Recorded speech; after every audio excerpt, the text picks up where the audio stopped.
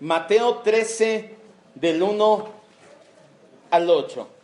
Aquel día salió Jesús de la casa y se sentó junto al mar, y se le juntó mucha gente. Y entrando él en la barca se sentó, y toda la gente estaba en la playa, y les habló muchas cosas por parábolas, diciendo: He aquí el sembrador salió a sembrar, y mientras sembraba, parte de la semilla cayó junto al camino, y vinieron las aves y la comieron. Parte cayó en pedregales donde no había mucha tierra, y brotó pronto porque no tenía profundidad de tierra. Pero salido el sol, se quemó, y porque no tenía raíz, se secó. Y parte cayó entre espinos, y los espinos crecieron y la ahogaron.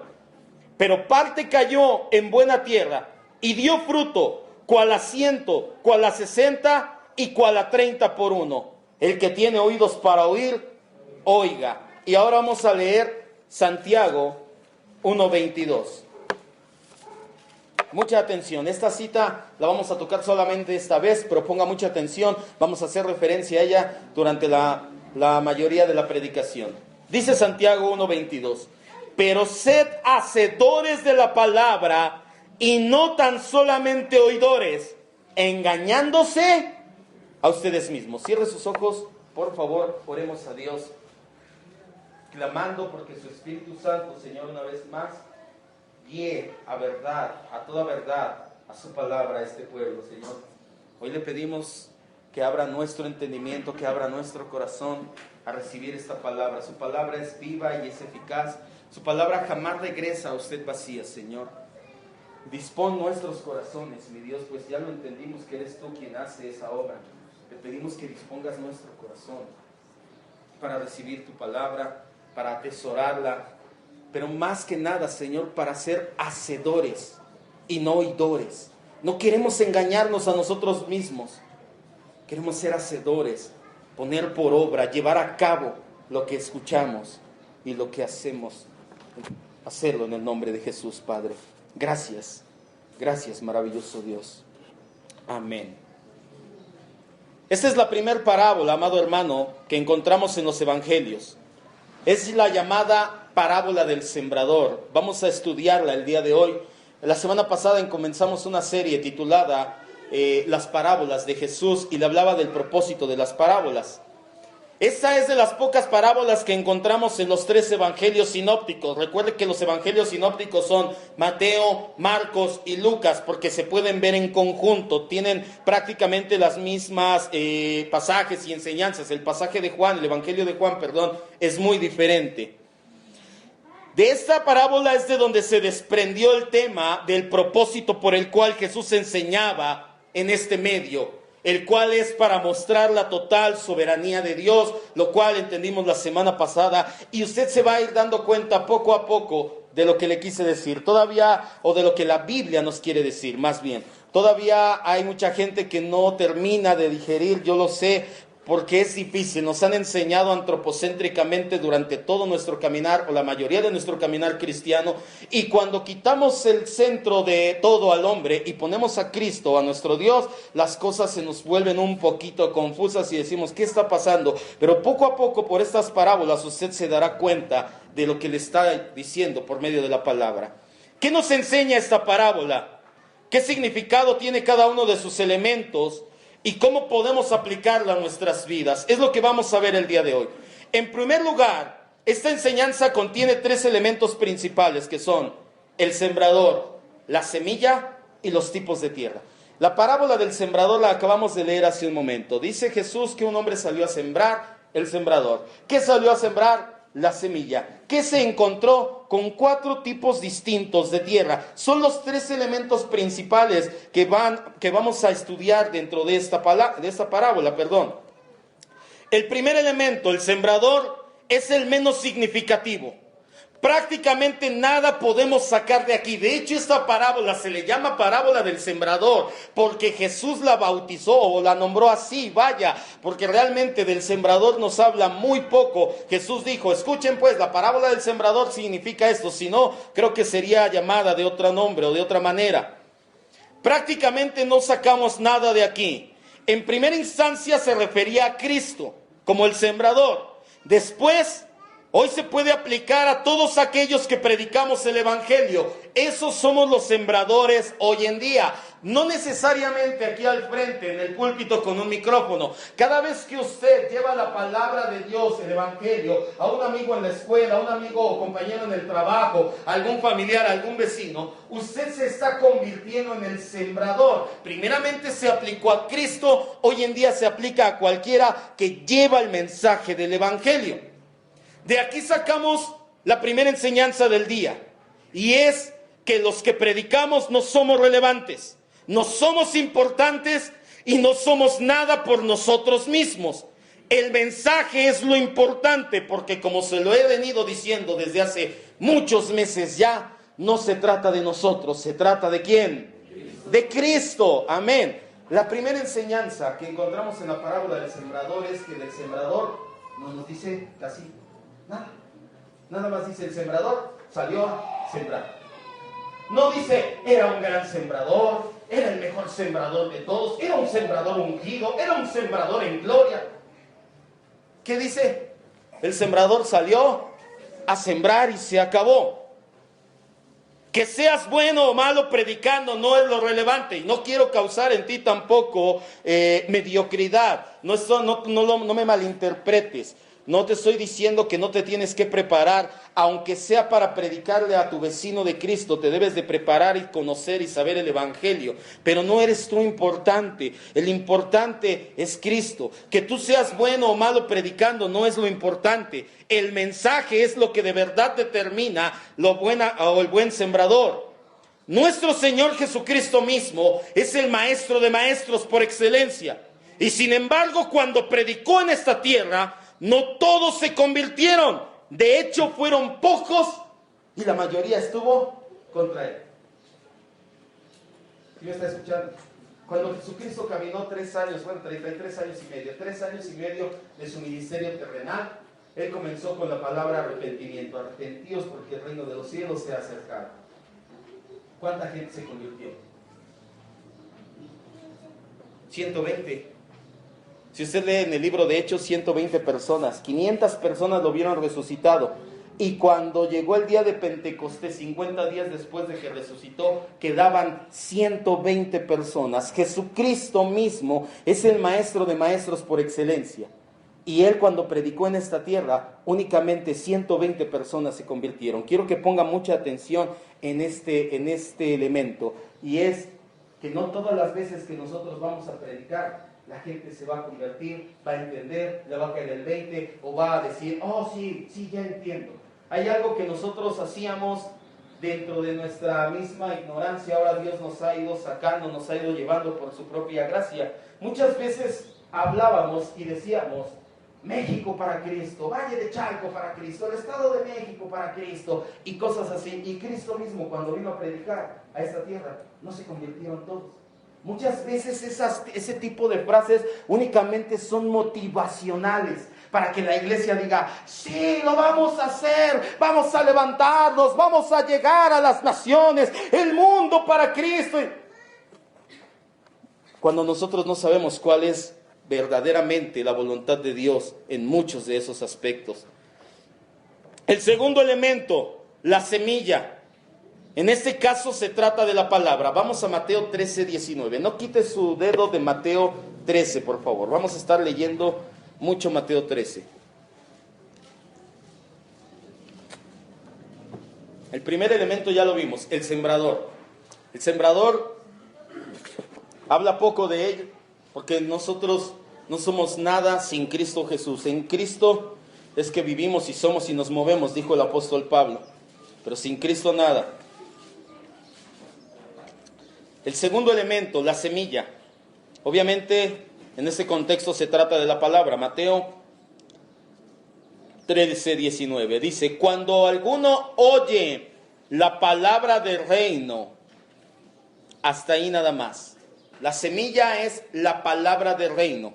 Al igual que el sembrador, este aspecto no es el más relevante en la parábola. Repito, ponga mucha atención.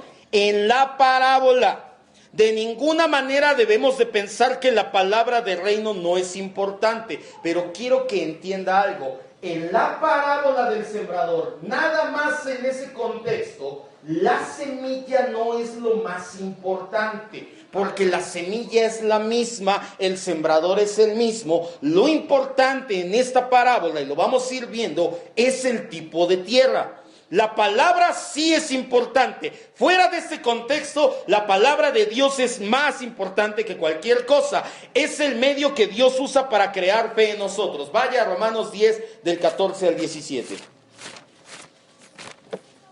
No me malinterpreten, no estoy diciendo que la palabra de Dios no es lo más importante. Estoy diciendo que en el contexto de la parábola del sembrador, la semilla no es el tema importante. El tema que Jesús nos quiere poner énfasis es en el tipo de tierra. Solamente en el contexto de las parábolas del sembrador, la semilla no es lo más importante. ¿Por qué? Porque damos por hecho aquí que la semilla es el evangelio del reino de Dios, lo cual en sí es lo más importante que tenemos.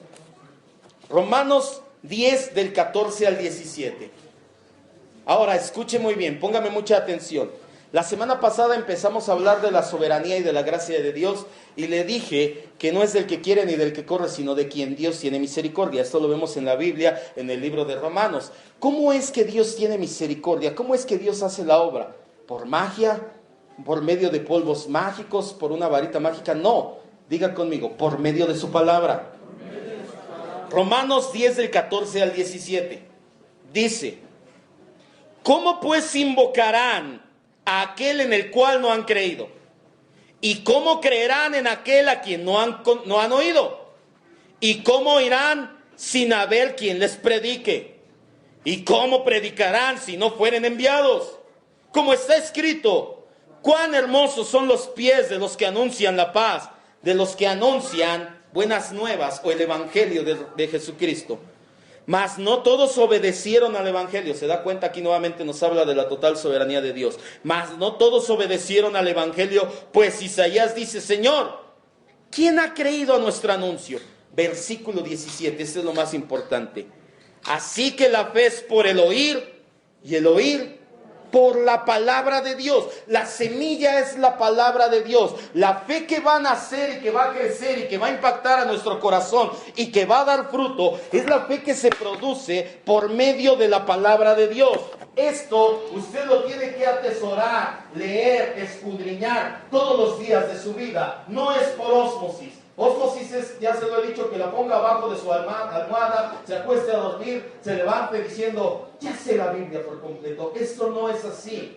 No es por una sola experiencia religiosa. Vino un profeta, oró por mí y creció mi fe. No es cierto. Es por medio de, ¿qué dice la Biblia? De la palabra. La fe viene por el oír y el oír por la palabra de Dios. Solo como dato preventivo, la palabra semilla en su etimología griega es esperma, que significa simiente, semilla en el sentido agrícola, botánico y figurado. De aquí vienen las palabras en español esperma y espermatozoide. Y quiero que se cuide, ¿por qué le estoy diciendo esto? De las falsas enseñanzas. De aquí se desprenden 3 falsas enseñanzas que está enseñando, vaya. Primera, que Adán estuvo embarazado. ¿Sabía que hay gente que predica que Adán estuvo embarazado? Que Dios, cuando tomó de su costilla y abrió, fue porque abrió, metió a Eva y quedó embarazada. Segunda, que el Espíritu Santo es mujer. Eso es blasfemia. Cualquier blasfemia será perdonada, menos la blasfemia ¿contra quién? Contra el Espíritu Santo. Hay gente, yo no sé cómo tuercen las escrituras a partir de aquí, que dicen que el Espíritu Santo es mujer, que se preguntó en oración: Señor, yo siento tu paternidad, pero yo quisiera tener una madre. Ay, el Espíritu Santo es mi mamá. Dios eterno. La tercera, de verdad, de aquí es de donde empiezan a sacar todo esto, búsquenlo en internet, que Cristo mismo no era hombre, era mujer, y era la esposa de Juan el Bautista. De verdad. De verdad, de verdad. Esos predicadores, no le digo quién, porque realmente en esta ocasión no es así alguien. Bueno, salvo el primero, es esta Ana, ¿cómo se llama? Maldonado, que anduvo predicando que Adán estaba embarazado. Los otros dos nada más subieron su videíto a YouTube, ahí búsquenlos, ahí empezaron a hacer su teología, pero realmente no tienen iglesias o el alcance que tiene la primera, o que tiene nombres de renombre, vaya, que luego llegamos a mencionar. ¿Por qué le digo esto? Todo eso sale de la etimología de la palabra griega esperma. De ahí empiezan a moverse, a torcer las escrituras y a decir que Adán estuvo embarazado, que el Espíritu Santo es mujer, que Cristo era mujer y era esposa de Juan el Bautista. El tercer elemento, ¿sí vamos bien hasta aquí? ¿Cómo nos regresamos? Ya vimos dos elementos. El primero, ¿cuál es? ¿Quién? El sembrador. El segundo elemento, la semilla. El tercer elemento de esta parábola, y aquí es donde vamos a estar un poquito de tiempo, es el más importante, es el tipo de tierra. Jesús nos dice que son 4 los tipos de tierra en los cuales el sembrador depositó la semilla. En esta parábola la tierra simboliza el corazón con el cual recibimos la semilla, la actitud que tomamos cuando escuchamos el mensaje de Cristo. Cuando usted escuchó el Evangelio por primera vez, ¿recibió el Evangelio con gozo? ¿Con una buena actitud? Yo realmente le puedo decir que no. Yo tuve que ser ablandada la tierra, y ahorita lo vamos a ver muchas veces por parte de nuestro Dios. Creo que la gran mayoría llegaron y nos predicaron el Evangelio y dijimos, luego, ahorita, el tipo de tierra nos habla de la actitud que tomamos cuando escuchamos el mensaje. 3 de estos tipos de tierra no son buenos para el crecimiento de la semilla. Al lado del camino, los pedregales y los espinos. Y solo un tipo de tierra es propicio a que la buena semilla dé fruto. Lo cual, si nos fijamos en Mateo 13, 1 y 2, vamos a Mateo 13, 1 y 2. Hay 3 tipos de tierra, malo y uno bueno.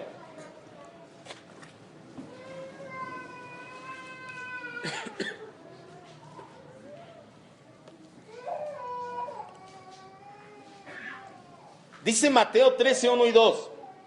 Aquel día salió Jesús de la casa y se sentó junto al mar, y se le juntó, ¿qué dice? Mucha gente. Y entrando él en la barca se sentó. De hecho, si usted lee en el Evangelio, me parece que es Marcos o Lucas, no recuerdo exactamente, si hace referencia a que era tanta gente que se tuvo que subir a la barca y tuvieron que alejarla un poquito que flotara, y desde ahí les empezó a predicar. Dice la Biblia que era mucha gente. Vemos que hay 3 tipos de tierra, malo y uno bueno. Y esto nos lleva a plantearnos la siguiente pregunta: ¿cuántos de la multitud que estaban reunidos en la playa iban por recibir el mensaje verdaderamente? Muchos ahí estaban por curiosidad. Hermano, ¿ya viste que Jesús, el que andan hablando de Nazaret, está ahí en la playa? ¿Dónde? Vamos, a ver quién es ese Jesús. Otros por morbo. Es el que dicen que hace milagros, sí. Vamos a ver si es cierto a ver si sana a la Juana, que ya ves desde cuándo anda. Otros por interés. La Juana, yo sí voy a que me dé mi milagro.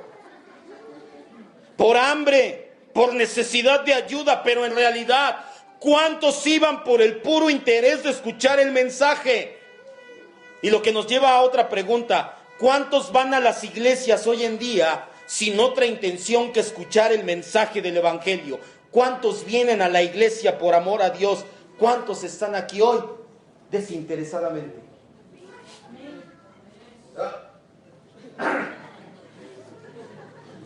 Ay. Porque muchos vienen a la iglesia porque dicen, es que allá dicen que Dios sana, es que allá dicen que Dios arregla tus problemas, es que allá dicen que Dios hace milagros, es que allá dicen que Dios obra. Y mucha gente va a la iglesia, así me está escuchando, aquí estamos, amado hermano. Mucha gente viene a la iglesia con otra intención, pero no desinteresadamente.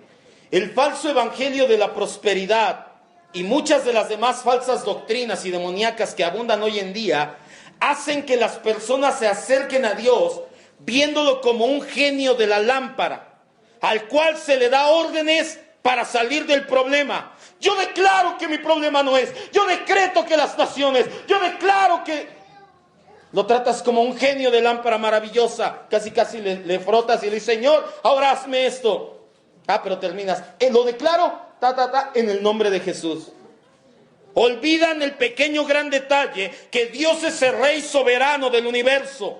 Por culpa de esta falsa doctrina, Hoy en día abundan los cristianos telenovela. Ya que estamos en esto de las parábolas, ¿sabían que hay cristianos telenovela? Los cristianos llamados, ¿alguna vez vio la telenovela Salud, Dinero y Amor? ¿Sí? ¿No? Ya es de hace mucho tiempo, ¿verdad? Es con el Huicho Domínguez, ¿no? ¿Sí era él? Y las hermanas, oh, pastor, yo me la paso orando, ¿cómo que? No, la telenovela del pastor. Ese tiempo es mi tiempo de intercesión a las naciones. ¿Cómo puedo yo perder el tiempo viendo novelas? Cristianos telenovela que quieren a Cristo para tener salud, para tener dinero y para tener amor. Abundan en las iglesias. ¿Cuántos cristianos verdaderamente vienen a la casa de Dios y dicen, Señor, como Job, Jehová dio, Jehová quitó, bendito sea el nombre de Jehová? ¿Cuántos pueden verdaderamente hacerlo? Pasan situaciones en nuestra vida y ya no queremos seguir caminando con Cristo. Eso es obra del llamado evangelio de la prosperidad. Decreta que te vas a estar en bendición, declara que te va a ir bien, decreta y establece que... Te lo he dicho muchas veces, el que manda en el universo es Dios, no nosotros. Ese es el pequeño gran detalle. Las palabras decreta, declara y establece por sí solas no tienen nada de malo. Yo declaro que Cristo murió por mí en la cruz del Calvario, cuando dicen amén, y por mí también. ¿Sabes cuál es el problema? Cuando tu decreto entra en contra de la voluntad de Dios. ¿Qué tal si el problema que tienes tú y estás pasando es de parte de Dios para moldear tu corazón? Dios dijo, quiero que mi hijo Job pase por esa situación. Y Job, en lugar de decir Jehová dio, Jehová quitó, dijera, yo decreto que esta calamidad que ha venido se va de mi vida. ¿Dónde quedó la voluntad de Dios? La hacemos a un lado por completo para meter nuestra propia voluntad. Ese es el evangelio de la prosperidad y el evangelio antropocéntrico. Ha creado cristianos telenovela. Cristianos que como Jesús cuando predicó la parábola del sembrador, fueron, se juntaron, eran una multitud, pero nada más estaban esperando. A ver a qué horas, a ver a qué horas. Ya dio de comer, ya dio milagros, ya está multiplicando los panes, ya está multiplicando los peces. Cristianos telenovela abundan hoy en día en las iglesias, no en esta, ¿verdad? Aquí amamos a Cristo por sobre todas las cosas. Amén. Denle un aplauso al Rey entonces.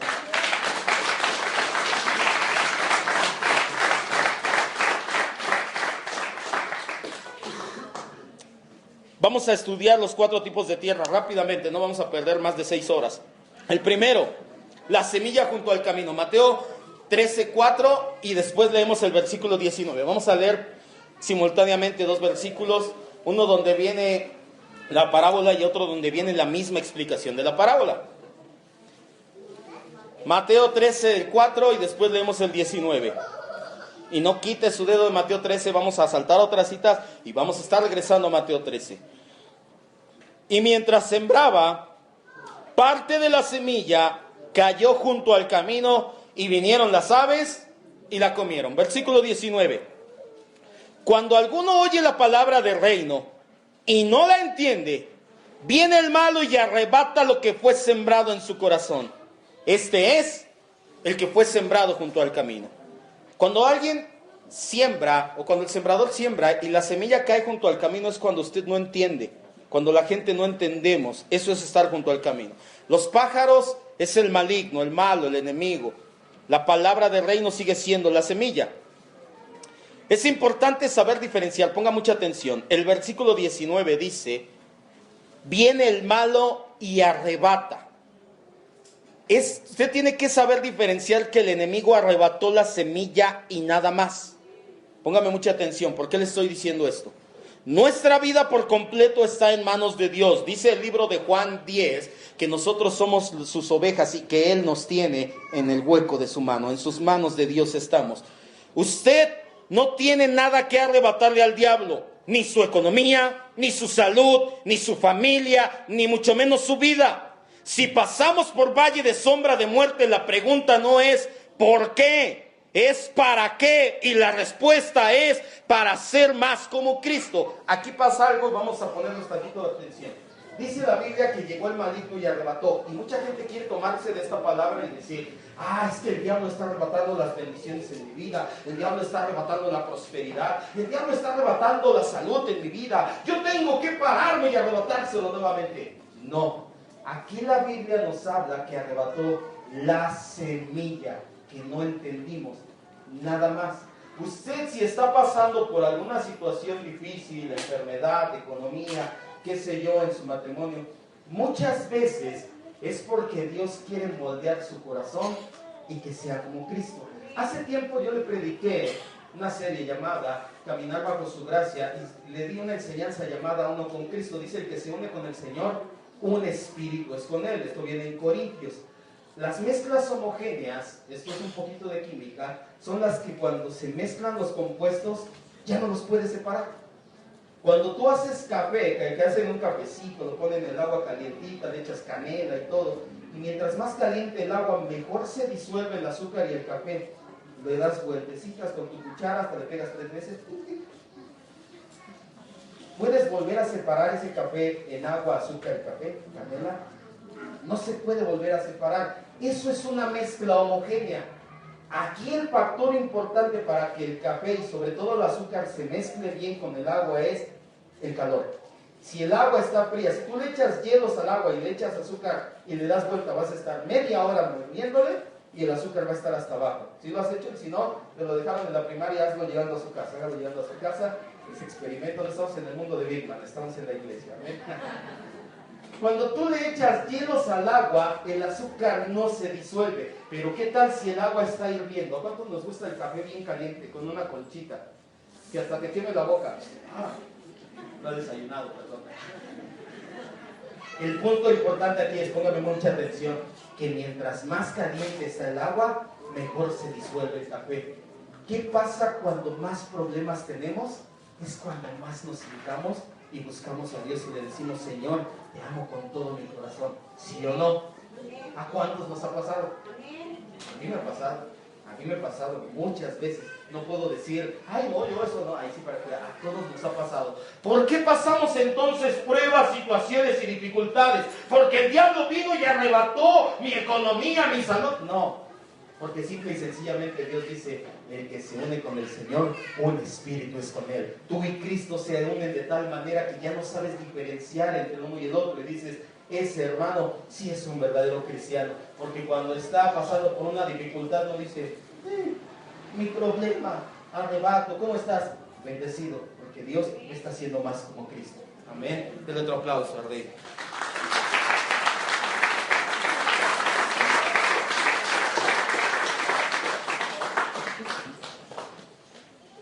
Martín Lutero decía que se vale que los pájaros vuelen sobre nuestra cabeza, pero que no debemos dejar que hagan nido en ella. El diablo envía pensamientos a nuestras vidas todo el tiempo está bombardeándonos, pero no significa que tengan que afectarnos siempre. Este tipo de oyente, el que cae junto al camino, es el tipo de oyente que deja que las mentiras del enemigo hagan mella en su mente. Escucha el mensaje y al escucharlo pasan pensamientos por él como: eso no lo creo. Estás predicándole el evangelio, estoy yo aquí predicando en este momento y hay gente que dice: eso no lo crees. Pastor, ya está loco de tanto leer, ya la letra lo mató. Saben que no pueden decir el abecedario cerca de mí, por favor, la letra me mata. Aleluya. Eso no es para mí, escuche, eso no es para mí. Híjole, ¿cómo no vino Juanita? De verdad que el pastor está diciendo todo lo que era para ella, ¿eh?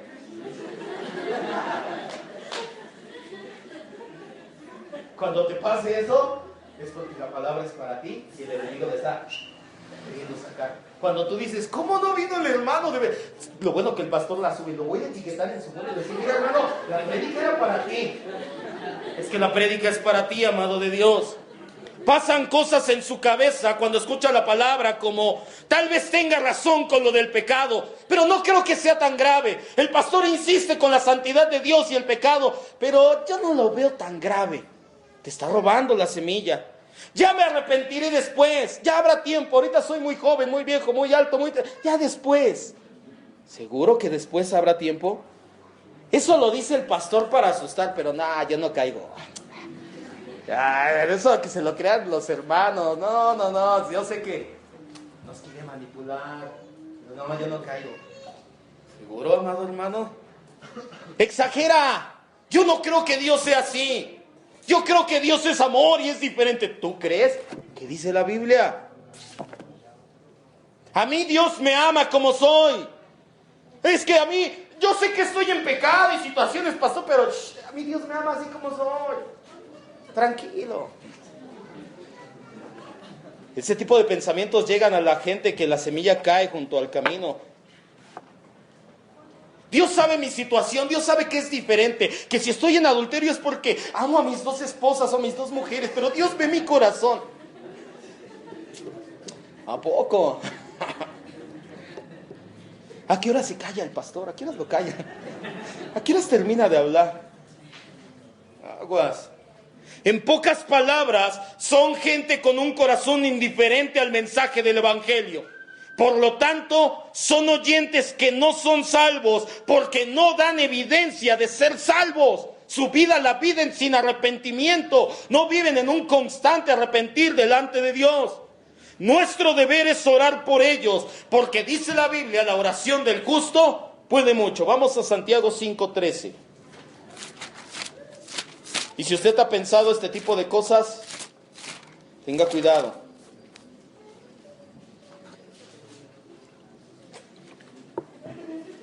¿Qué pasa con este tipo de personas? Son personas que no son cristianos, sinceramente. Le he dicho muchas veces que tiene que diferenciar entre un cristiano y un simpatizante. Al simpatizante le gusta la iglesia, le caen bien, se ríe con los chistositos del pastor, le causa gracia, está barbón, gordito, sí, me cae bien, vamos a ver al pastor. Y órale, esos son los simpatizantes. Los cristianos son los que somos como Cristo y decimos al pecado, no gracias. No que no pequemos, el día miércoles les decía, un cristiano no es un ser impecable que ya no puede pecar, es un ser con la capacidad divina de Dios de que cuando pecas, te arrepientes, te levantas y sigues hacia adelante. ¿Sabe por qué los puercos se revuelcan en el lodo? Porque no sudan. No tienen glándulas sudoríparas. Hay unos a los que nos sobran, pero los puercos no tienen ni una. Los puercos no tienen ni una. Y se revuelcan en el lodo para refrescar la carne. Un cristiano que se revuelque en el lodo refresca su carne. Agua. Las ovejas pueden ir caminando, se distraen, caen en el lodo, pero de inmediato dicen, yo no soy de aquí, buscan al pastor, que es Cristo en este caso, se arrepienten, el pastor las lava y órale, siguen caminando. ¿Qué eres? ¿Oveja, cabrito o puerquito? Nuestro deber es orar por este tipo de gente, o pollito. La oración del justo puede mucho. Santiago 5 del 13 al 16, y vamos a desmentir un mito en este pasaje. ¿Está alguno entre ustedes afligido? Haga oración. ¿Está alguno alegre? Cante alabanzas. ¿Está alguno enfermo entre ustedes? Llame a los ancianos de la iglesia y oren por él, ungiéndole con aceite en el nombre del Señor. Y la oración de fe salvará al enfermo y el Señor lo levantará. Y si hubiere cometido pecados, le serán perdonados. Versículo 16.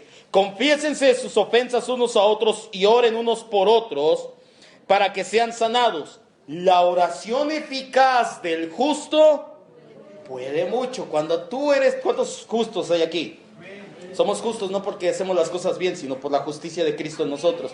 Cuando tú oras, tu oración eficaz puede mucho, puede hacer que Dios en su soberanía haga muchas cosas, se apiade de nosotros.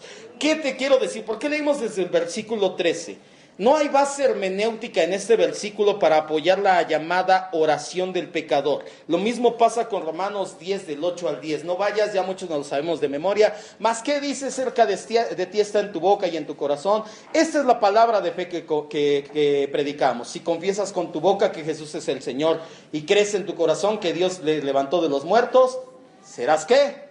Salvo, porque la boca confiesa para justicia, el corazón cree para salvación. Estas dos citas, cuando dice que la oración de fe salvará al enfermo, de hecho si tú lees el versículo 14, habla que la oración de fe de los ancianos, alguien está enfermo entre ustedes, vaya por uno de los ancianos, de la gente de la iglesia más madura, es a lo que se refiere, y que oren por él. Y la oración de fe de los ancianos sanará al enfermo. Y si hubiere cometido pecado, te habla de la relación que hay del pecado y la enfermedad. La paga del pecado es muerte, la antesala de la muerte es la enfermedad. Te habla de esa relación que hay. No te dice que cierres tus ojos y digas, Señor Jesús, ven a mi corazón, amén. No te dice eso. No hay base bíblica para una llamada oración del pecador, oración de fe. Se lo he dicho muchas veces y no lo voy a dejar de decir. ¿Por qué? Porque eso pone la gloria de la salvación en manos del hombre. Yo acepté a Cristo. ¿No es cierto? Cristo tuvo misericordia de nosotros y nos aceptó así como éramos. Eso pone la salvación y la gloria en las manos solamente de Dios. Por eso la llamada oración de fe no vale. Romanos 10 del 8 al 10 es lo mismo, la misma hermenéutica. ¿A quién escribe el apóstol Pablo? ¿A cristianos o a incrédulos? A cristianos. No les dice a los incrédulos, oigan, ¿son incrédulos? Repitan esto, le está diciendo a los cristianos, hey, cuando tú crees en tu corazón y confiesas con tu boca, vas a vivir en fe y vas a caminar en fe en el Hijo de Dios para salvación. No está diciendo, haz una oración y serás salvo. La semilla, si vamos bien hasta aquí. Este tipo de cristiano o de oidor es oidor, pero no hacedor de la palabra. Escuchan, como dice Santiago, oidor, pero no hacedor. Porque viene el maligno y con sus pensamientos te roba el fruto que podría dar. El segundo tipo de semilla, la semilla en pedregales. Vamos a regresar a Mateo 13, 5 y 6. Y de ahí nos brincamos al 20-21. Mateo 13, 5 y 6 dice, parte cayó en pedregales donde no había mucha tierra y pronto brotó porque no había profundidad de tierra. Pero salió el sol, se quemó y porque no tenía raíz, se secó. Versículos 20 y 21. Pero no tienen raíz en sí, sino que es de corta duración.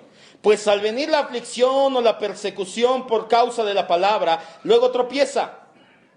Hasta ahí nada más, 20 y 21. El segundo tipo de oyentes son aquellos que son movidos por sus emociones. Son cristianos que al momento de escuchar el mensaje tienen todas las ganas del mundo, que dicen, amén, esa palabra es para mí. Pero son emocionales, no tienen convicciones fuertes. Por lo regular usan frases como, yo con usted, pastor, hasta el final. Esto me recuerda ahora que tuvimos la separación.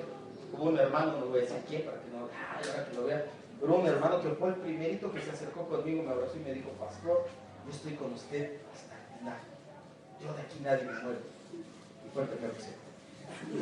De verdad, de verdad. Lo amo con todo mi corazón, por eso no voy a decir su nombre y de verdad el día que quieran regresar, se los he dicho, está acabado, que regresen y sigamos sirviendo y adorando al Rey de Reyes y Señor de Señores. No tenemos nada contra ellos, pero son cristianos emocionales que escuchan el mensaje y dicen, yo pastor, a usted dígame qué hacemos, hasta el final con Cristo. Yo te juro, Señor, que jamás te negaré, dijo Pedro. Y vino la prueba y ¿qué hizo? ¿Jesús? ¿Jesús? No, que no, que la... Porque dice la Biblia que hasta blasfemó, dijo de groserías. Cuando Pedro negó a Jesús la tercera vez, dijo, oh, que no lo conozco, ya dejen de estar. Usan frases como cuenta conmigo para lo que sea, yo estoy puesto para Dios. Jamás negaré a mi Señor aunque me maten. Y llega la persecución. Oye, ¿qué hay eso con que eres cristiano? No, mi jefa, ella es la que va a la iglesia. Yo la acompaño. Ni siquiera le dices mi mamá. La jefa, ya sabes cómo son las jefas. Aquí hay más de uno que viene así. Pero la semilla está llegando y va a llegar. Son cristianos que gritan, saltan, danzan, se megagozan, lo cual no tiene nada de malo en sí mismo. Lo malo es que cuando llegan las dificultades, se la pasan arrastrando la cobija. Y el mayor pensamiento que pasa por sus mentes es, antes de ser cristiano, me iba mejor que ahora que soy hijo de Dios. Ese es el segundo tipo de cristiano, el cristiano emocionalista. Y no tiene nada de malo, repito, que brincan, saltan y yo me gozo en la alabanza, pastor, aleluya, y tienen prueba. ¿Por qué, Señor?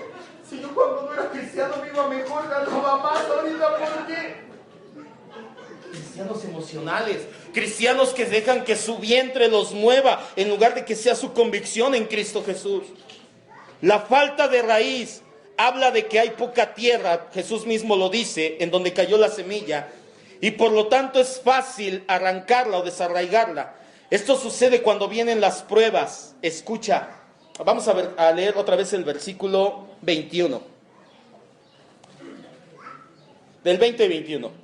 El que fue sembrado en pedregales es el que oye la palabra y al momento la recibe muy emocionalmente. Pero no tiene raíz en sí, sino que es de corta duración. Las emociones son de corta duración, las convicciones es una idea a la cual estás fuertemente adherido, nadie te mueve de ahí. Pues, si viene la aflicción, dice así, si llegan a pasar algún problema, no dice, ¿qué dice?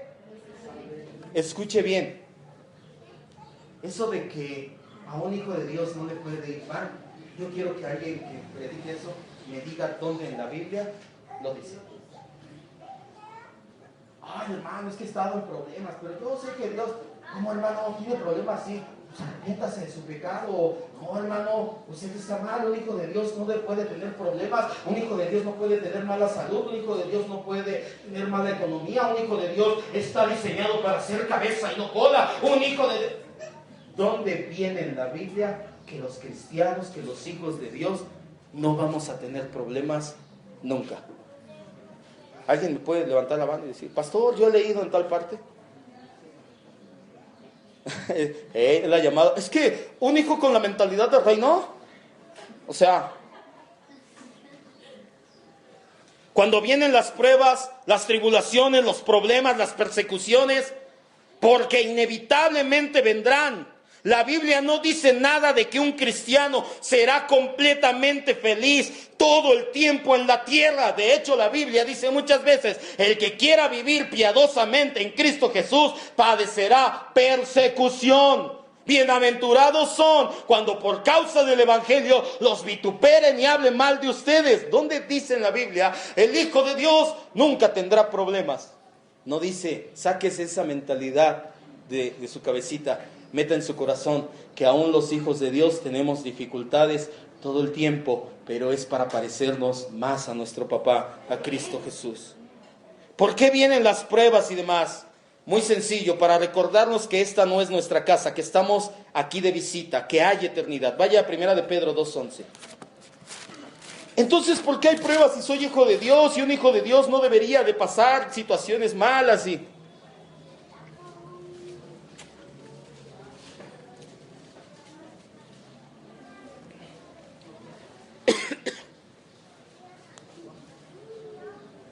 Primera de Pedro 2:11, vamos a darnos prisa. Dice la Biblia, amados, yo les ruego como a extranjeros y peregrinos que se abstengan de los deseos carnales que batallan contra el alma. Esta es una de las muchas citas en las cuales nos damos cuenta. También dice el apóstol Pablo que somos embajadores, que no pertenecemos. El apóstol Juan dice, estamos en el mundo, pero no somos del mundo. ¿Por qué hay tantas situaciones muchas veces? Porque Dios te está diciendo, no te acostumbres a esta tierra. Tú eres de allá arriba, hay eternidad. Hoy en día ya no se predica de eternidad. Hay un libro de Joel Osteen titulado Tu mejor vida ahora. Yo le quiero decir algo, hermano. Si su mejor vida es ahora, quiere decir que cuando muera usted va al infierno. ¿Por qué? Porque si su mejor vida es en la eternidad, es que está en el cielo. Pero si va a estar peor en la eternidad, si su mejor vida es ahora, quiere decir que cuando muera va al infierno. Su mejor vida no es ahora. Dios tiene planeadas cosas que nadie ha visto, escuchado, han entrado en cabeza, en corazón de hombre, no para aquí, sino para cuando estemos en la eternidad. Imagínese, piense tan solo el estar de frente al Rey de Reyes y Señor de Señores, poder postrarse, tirar su corona y decirle, Señor, te adoro con todo mi corazón. Eso es lo mejor que nos va a poder pasar. Su mejor vida no es ahora. No se acostumbre, no se aferre. Muchos, es que yo no quiero que venga Cristo. Y se agarran a este mundo. Es que solamente los cobardes, las ratas son las primeras en abandonar el barco. Le dice rata al Espíritu Santo porque el Espíritu y la esposa dicen, ven Jesús, ven Señor Jesús, ven pronto. Cuando tú verdaderamente entiendes que esto no es todo lo que hay eternidad, vas a empezar a ver las cosas con mira a la eternidad. Señor, me está doliendo, pero gracias porque está creando un gran peso de gloria sobre de mí, para que cuando esté delante de ti, 3, 4, 5, 7 coronas las pueda tirar a tus pies y decir, tú eres Rey de Reyes y Señor de Señores. Hay eternidad. Por eso pasamos tantas situaciones. Siempre vamos a tener problemas, siempre vamos a sufrir persecución, siempre va a haber algún tipo de tribulación en nuestras vidas. Si esperamos que esto nunca pase para poder servir o para entregarnos por completo a Dios y a su palabra, nunca te vas a entregar. Es que yo el día que no tenga problemas me entrego. El día que ya no tenga situaciones, le voy a creer a Dios. El día que ya esté todo bien en mi vida, le voy a servir. Te tengo una noticia, entonces nunca lo vas a hacer, porque siempre va a haber problemas y situaciones. Este tipo de cristianos, otra parábola, es el cristiano frijolito de primaria. ¿Cuántos les dejaron en la primaria sembrar un frijolito en un frasco de hierro y algodón? ¿Sí? Levanta su mano. ¿Sí usted lo sembró? ¿Y cuánto fruto dio? No tenía raíz. ¿Qué se le echaba, agua o alcohol? Con razón nunca frotaba el río, le echaba alcohol. Le echaba alcohol, cerveza, whisky, vodka, ahora. Un frasquito, un pedazo de algodón, echabas un frijolito, no sé cuántos días te decían que tenía que crecer. Un compañero, yo no estoy seguro, yo la verdad siempre pensé, dije, que lo agarró de otro lado, medía como 25 centímetros, era el más grande de la clase, el mío apenas se asomaba que iba abriendo la semilla. ¿Por qué pasaba esto? Porque no tenía profundidad de raíz, cayó en poca tierra. Hay muchos cristianos, frijolito de primaria, que no tienen profundidad, que no van más con Dios. Aleluya. Cristianos emocionales. Este tipo de cristianos son los que más les gustan los mensajes de superación, de riqueza, de autoayuda. En pocas palabras, mensajes que mueven tus emociones. Pero cuando se predica arrepentimiento, santidad, negarse a sí mismo, salen con mal sabor de boca de la iglesia. También ese creyente es oidor, pero no hacedor de la palabra. La semilla que cae entre espinos, Mateo 13, 7 y 22. Vamos a darnos prisa, ya vamos a terminar. Mateo 13, el 7 y el 22.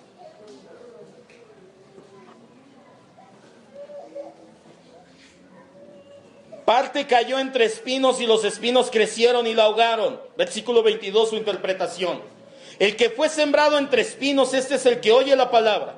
Pero el afán de este siglo y el engaño de riquezas ahogan la palabra y no dejan que dé fruto.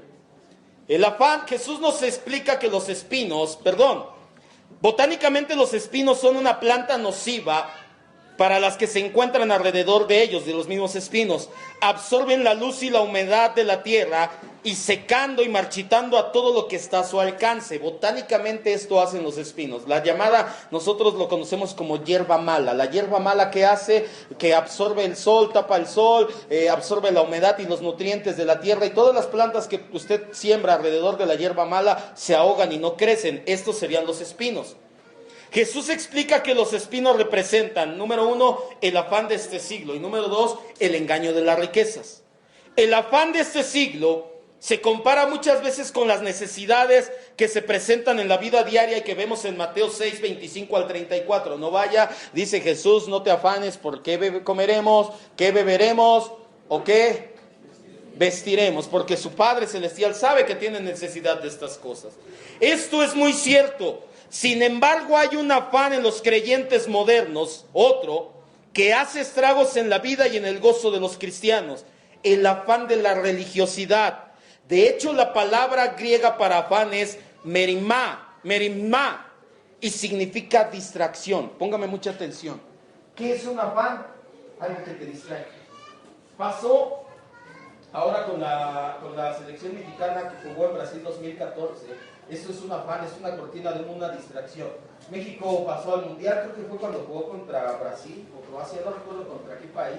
Hubo elecciones, ¿cuántos sabían que ese día hubo elecciones para plantilla? Algo así, no recuerdo, no fueron para presidente ni nada así. ¿Cuántos sabían? ¿Por qué lo hicieron el mismo día del partido? para que la gente no votara.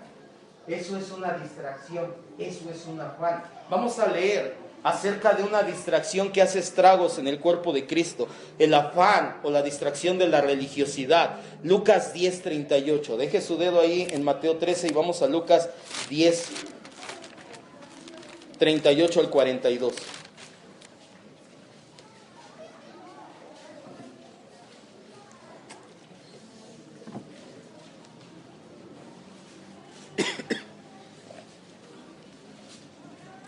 Dice la Biblia: aconteció que yendo de camino, entró en una aldea, habla de Jesús, y una mujer llamada Marta le recibió en su casa. Esta tenía una hermana que se llamaba María, la cual sentándose a los pies de Jesús oía su palabra. Ojo. Pero Marta se preocupaba con muchos quehaceres y acercándose dijo: Señor, ¿no te da cuidado que mi hermana me deje servir sola? Dile pues que me ayude. Respondiendo Jesús le dijo: Marta, Marta, afanada, distraída y turbada estás con muchas cosas, pero solo una cosa es necesaria, y María ha escogido la buena parte, la cual no le será quitada. La iglesia de Cristo, en la gran mayoría, son Marta, y hay muy pocas Marías. Vamos a hacer congresos, vamos a hacer reuniones, vamos a hacer encuentros, vamos a levantar, vamos a predicar, y quieren hacer todo para Cristo. Están afanados, distraídos. Se los expliqué hace mucho tiempo, prediqué de esto ya también, en Caminar bajo su gracia, y les dije: si Jesús hubiera querido un vaso con agua, hablar su palabra y que fuera obedecida, y se lo pide a Marta. Marta está lavando los trastes, de ahí fue y tendió la cama, de ahí dijo: de una vez hay que trapear, el baño está sucio y a Jesús le anda del baño, hay que lavarlo. Estaba como loca haciendo el quehacer. Y si Jesús hubiera querido un vaso de agua, Marta,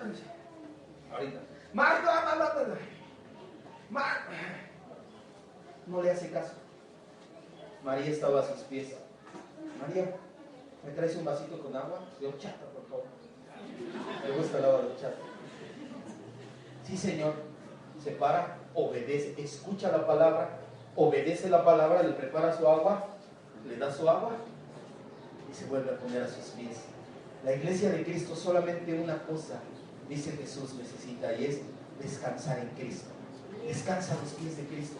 No te esfuerces, no le eches ganas, no trates, porque vas a ser tú. Descansa a los pies de Cristo. Lo vas a escuchar y vas a dejar que sea Él el que haga las cosas por medio de ti. De eso se trata la gracia de Dios, de que nosotros no hacemos nada, todo es en Él, por Él y para Él, dice la Biblia.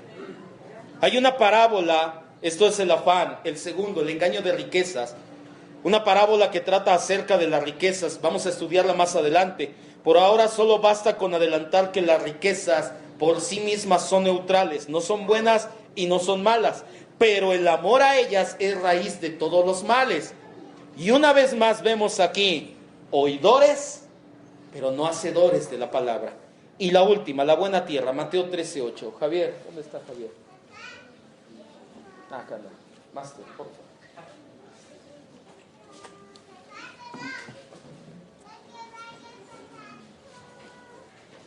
La buena tierra, Mateo 13:8, y después leemos el 23. Pero parte cayó en buena tierra y dio fruto, cual a 100, cual a 60 y cual a 30 por uno. Y el versículo 23 dice: mas el que fue sembrado en buena tierra, ese es el que oye y entiende, no solamente oidor, sino entiende la palabra y da fruto, o sea que la hace, y produce a 100, a 60 y a 30 por uno. Hay un cuarto tipo de oyente, un cuarto tipo de tierra, el cuarto tipo de corazón o de actitud con la cual recibes la palabra. Este es aquel que escucha, entiende y obedece. Tienes que tener las tres o no tienes nada. Tienes que escuchar la palabra, lo que dice aquí, el mensaje del evangelio. Un Dios me dijo de los llamados profetas modernos: si no tiene capítulo y versículo no vale nada. Y de hecho te dije una vez, si esta persona, un profeta, viene y te dice: Dios me dijo, y no viene en la Biblia, te está dando algo extra, no vale. Y si viene y te dice, Dios me dijo, y viene en la Biblia, entonces ya para qué lo necesito hacer. Por eso es que la mayoría de, ¿sabes por qué los falsos profetas no se sacan la lotería? Porque son un fraude, la gran mayoría de ellos. Debes de escuchar la palabra escrita de Dios, entenderla y obedecerla. No puedes quedarte en los dos primeros, tienes que ir al tercero, obedecer la palabra. El fruto aquí no debe de confundirse solamente porque abarca mucho más con el pasaje de Gálatas 5, 22 y 23, no vayas. Dice más, el fruto del Espíritu es amor, gozo, paz, paciencia, benignidad, bonanza, fe, mansedumbre y templanza. Las 9 manifestaciones del fruto del Espíritu. Aquí el fruto abarca mucho más. Porque si yo no estoy hablando de amor, entonces ya no abarcaría. Te habla de arrepentimiento, te habla de santidad, te habla de escuchar la palabra y ponerla por obra.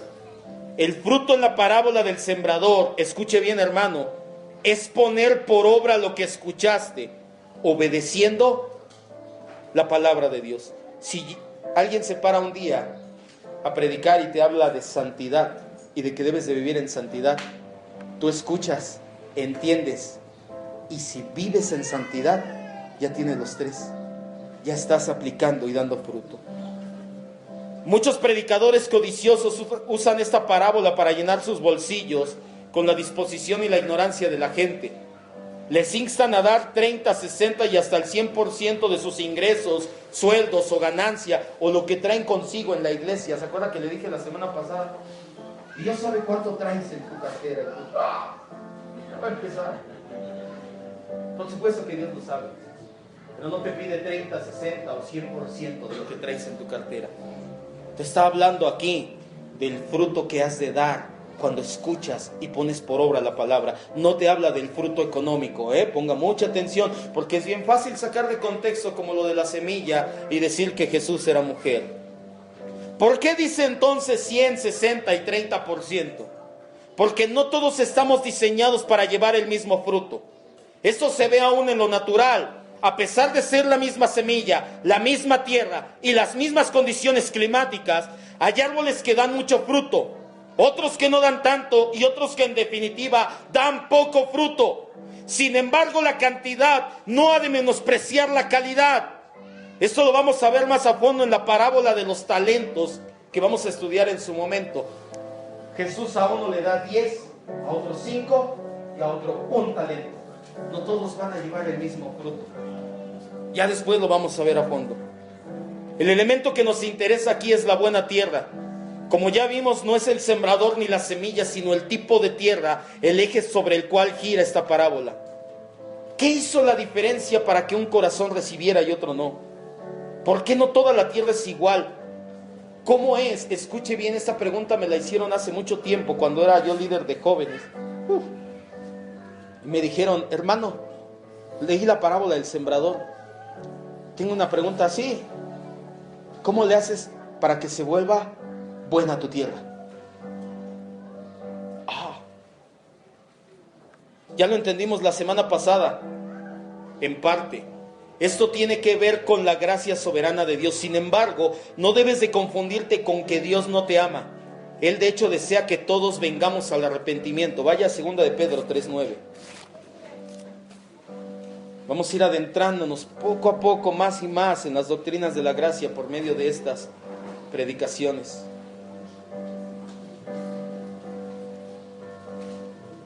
¿Qué es lo que provoca que una tierra sea buena y otra no? Es más, yo quisiera preguntarle cuántos de aquí quisieran, que saben, que identificaron y cuando dije ese de, no, yo no voy a la iglesia, mi jefa es la que va y me lleva, ¿cuántos quisieran de verdad decir, yo quisiera cambiar ese corazón, esa tierra de emoción?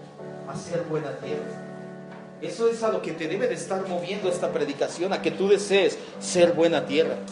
2 de Pedro 3:9 dice, el Señor no retarda su promesa, según algunos la tienen por tardanza. ¿De qué habla aquí? De la segunda venida de Cristo, de que Él va a regresar pronto y visiblemente a la tierra, sino que es paciente para con nosotros, no queriendo que ninguno perezca, sino que todos procedan al arrepentimiento. No es que Dios no nos ame a todos. No es que Dios sea un Dios selectivo, un Dios elitista, que tiene en el cielo NRDA. ¿Sabía que hay algunos lugares donde ponen nos reservamos derecho de admisión? Con ese letrerito NRDA que ponen afuera en restaurantes o situaciones así, hoteles. Si te ven y dicen, no, como que no cumple con el estándar. No, nos reservamos el derecho de admisión, joven. Gracias. Váyase a bañar y luego regresa. No es un Dios así. La Biblia, lo acabamos de leer, dice que quiere que todos vayamos al arrepentimiento. Hay una verdad que puede cambiar nuestras vidas el día de hoy, y es que la humillación y el arrepentimiento hacen de nuestro corazón una buena tierra. Vaya a 2 de Crónicas 7:14. Vamos a terminar con esta cita. ¿Cómo podemos transformar nuestro corazón en una buena tierra? La Biblia lo dice.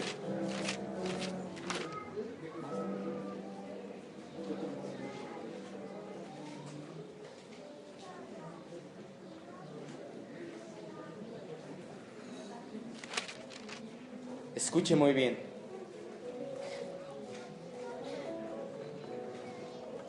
Segunda de Crónicas 7:14 dice la Biblia: si se humillare mi pueblo, sobre el cual mi nombre es invocado, y oraren y buscaren mi rostro, y se convirtieren de sus malos caminos, eso es arrepentimiento, entonces yo iré desde los cielos y perdonaré sus pecados. ¿Y qué dice? Y sanaré su tierra. Quiero que cierre sus ojos un momento, por favor. Escuche lo que le voy a decir.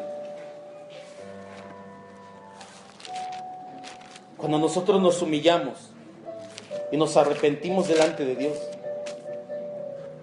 Dios sana nuestra tierra. No debemos de perder de vista un hecho, y es que aún el arrepentimiento, el humillarnos, el dejar de pecar, el buscar a Dios para que Él sane nuestra tierra, proviene de Dios mismo. Él lo pone en nuestro corazón. Él inspira el arrepentimiento. Es Él el que toma la iniciativa. Por eso se le dice que Él es la fuente de la salvación. De Él viene todo. Dice la Biblia en Filipenses 2, 12 y 13 que Dios pone en nosotros el querer como el hacer por su buena voluntad. Si usted se humilla, si usted se arrepiente, no es porque usted quiso, es porque Dios lo inspiró en usted. No, eso no significa que va a borrar sus sentimientos, que se va a volver un títere o una marioneta en manos de Dios. Lo único que le puedo decir es que nada bueno sale de usted o de mí. Todo lo bueno viene de parte de Dios. La total soberanía de Dios no anula la responsabilidad humana. Para algunos es difícil de entender, y hay quienes prefieren llamarle misterio. Deuteronomio 29 dice: las cosas secretas pertenecen al Señor nuestro Dios, mas las reveladas son para nosotros y para nuestros hijos siempre, para que cumplamos las palabras de esta ley. El decir que la soberanía de Dios no anula la responsabilidad humana, para muchos es un misterio. Pero esto no es una idea nueva en la Biblia o algo que estamos inventando. Nadie sabe el día y la hora de regreso de nuestro Señor Jesucristo. Eso también es un misterio. Dios se reserva algunos misterios para su propia gloria. La esencia de la parábola del sembrador y el broche de oro para terminar de entender cómo trabaja la soberanía de Dios sin anular la responsabilidad de nosotros los hombres, la encontramos en Hebreos 3 del 7 al 11. Escuche lo que le voy a leer, así con sus ojos cerrados para que ya nada lo distraiga. Quiere entender cómo trabaja la soberanía de Dios y la responsabilidad del hombre al mismo tiempo, sin interferirse, pero sin anularse tampoco. Hebreos 3 del 7 al 11 dice: por lo cual, como dice el Espíritu Santo, si oyeres hoy su voz, no endurezcas tu corazón, como en la provocación en el día de la tentación en el desierto, donde me tentaron sus padres y me probaron y vieron mis obras 40 años, a causa de lo cual me disgusté contra esta generación y dije: siempre andan vagando en su corazón, y no han conocido mis caminos. Por tanto, juré en mi ira, no entrarán en mi reposo. ¿Sabe por qué Israel vagó 40 años en el desierto? Porque Dios tuvo que desechar esa generación. Una generación contumaz, una generación que endureció su corazón y no quiso escuchar la voz de Dios. Y la siguiente generación fue la que entró. Por eso es que parte del mensaje del Evangelio es regeneración. Dios se tiene que regenerar, hacer morir lo anterior y hacer nacer algo nuevo. Esta gente endureció su corazón. Dios se tomó el derecho, se reservó el derecho de desecharnos y levantar a alguien nuevo. Pues Dios es soberano. Cierre sus ojos y oremos. Y quiero que se quede con esto en su corazón. Si te humillares, si orares, si buscares el rostro de Dios, si te arrepientes de tus pecados, Dios te perdonará y sanará tu tierra. Yo no sé qué esperamos para decirle: Señor, hoy me humillo ante ti. Hoy quiero, por favor, que sanes mi tierra.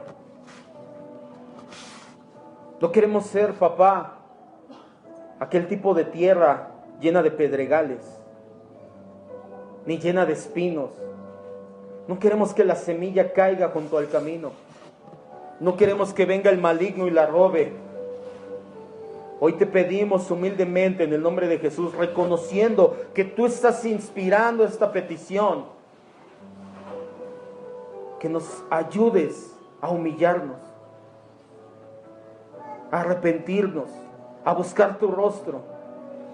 Y por sobre todo te pedimos humildemente, Señor, sana nuestra tierra.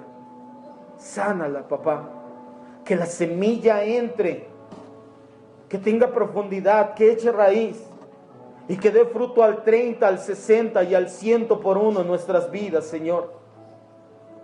Que cada vez que escuchemos el Evangelio, la palabra del reino, la entendamos y la pongamos por obra. Te lo pedimos, papá, sana la tierra, sana el corazón, sana la actitud con la cual recibimos la palabra en nuestras vidas y en nuestros corazones, Señor. Te lo rogamos, poderoso Dios. Gracias, maravilloso Rey. Te bendecimos con todo nuestro ser. Y te pedimos una última cosa, Señor, que esto no sea solamente un día, sino que sea todos los días de nuestra vida. No solamente el día de culto, de servicio, sino que todos los días de nuestra vida, al leerla, al escudriñarla, la entendamos y la pongamos por obra. Y tú eres, reconocemos, quien pone en nosotros el querer como el hacer por tu buena voluntad. Gracias, Padre, en el nombre de Cristo Jesús. Amén. Aleluya.